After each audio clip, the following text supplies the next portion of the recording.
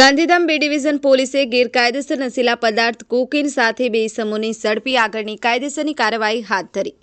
જિલ્લામાં થતી નશીલા પદાર્થોની ગેરકાયદેસર હેરાફેરી તથા વેચાણની પ્રવૃત્તિને નેસ્તનાબૂદ કરવા સે નો ટુ ડ્રગ્સ મિશન અંતર્ગત નાર્કોટિક્સ પદાર્થોનું ખરીદ વેચાણ કે સેવન કરનારા ઇસમો સામે કડક કાર્યવાહી કરવા ઉચ્ચ પોલીસ અધિકારીઓ દ્વારા આપવામાં આવેલ સૂચના અનુસાર પોલીસ ઇન્સ્પેક્ટર એસવી ગોજિયા દ્વારા પોલીસ સ્ટેશન વિસ્તારમાં સર્વેલન્સ સ્ટાફના કર્મચારીઓની અસરકારક પેટ્રોલિંગ માટે જાણ કરાઈ હતી.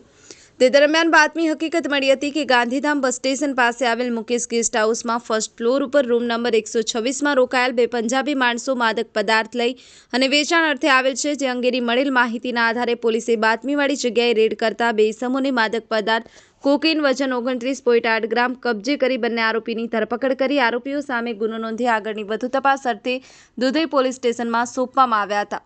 ભરત ઠાકોર, સિનોર સમાચાર ન્યૂઝ, કચ્છ.